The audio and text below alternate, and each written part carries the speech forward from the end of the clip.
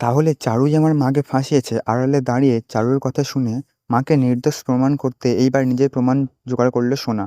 হ্যাঁ বন্ধুরা, আমরা এমনটা দেখতে পারবো অনুরাগের ছোঁয়া ধারাবাহিকের আগামী পর্বগুলিতে। দীপাকে অলির জীবন থেকে সরানোর জন্য নোংরা চক্রান্ত সাজালো চারু। দীপা যখন বিগ বং এর প্রতিনিধি হয়ে ইভেন্টে যোগ দেয় এবং একের পর এক রাউন্ডের উইনার হতে থাকে, তখন দীপাকে চক্রান্ত করে জয়কে দিয়ে গহনা চুরির দায়ে অ্যারেস্ট করালো চারু। চারু মনে মনে ভাবে যে না কেউ জানতে পারবে না অলি জানতে পারবে যে এই চক্রান্তের পিছনে আমি আছি। অন্যদিকে নিজের পিঠ বাঁচানোর জন্য এবং মোটা অঙ্কের টাকা নেওয়ার জন্য চারুর কথায় দীপাকে ফাঁসিয়ে দেয় জয়।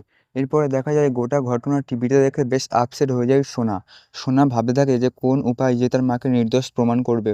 অপরদিকে সূর্য আপসেট হয়ে থাকে। সূর্য বুঝতে পারে না দীপাকে সে কিভাবে নির্দোষ প্রমাণ করবে, কারণ দীপার ব্যাগ থেকে ওই গহনাটা পাওয়া গেছে। সূর্য যখন ভেঙে পড়ে, সোনা তখন রুদ্র মূর্তি নেয় মায়ের পাশে দাঁড়ানোর জন্য, লড়াই করার জন্য।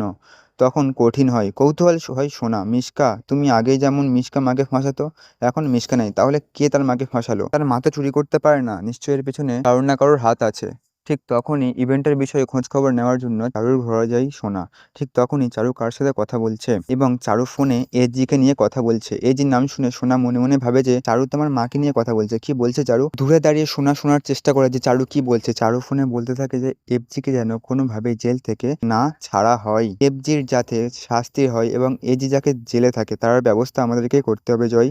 এজি যে চুরি করেনি সেটা যেন কেউ বুঝতে না পারে। প্রমাণ সামনে আসার আগে সিসিটিভি ফুটেজ সহ আমাদেরকে সবকিছু লোপাট করতে হবে। সোনা চমকে যায় শুনে যে চারু এইসবের পিছনে রয়েছে আর জয়ও হাত মিলিয়েছে। জয়কে বলে, জয় আমাদেরকে দেখা করতে হবে এবং আমরা দেখা করে এই বাড়ি থেকে সব প্রমাণ লোপাট করবো। জয় আর চারু যে হাত মিলিয়ে। বন্ধুরা, এর পরের এপিসোডগুলি দেখতে গেলে সাবস্ক্রাইব করুন।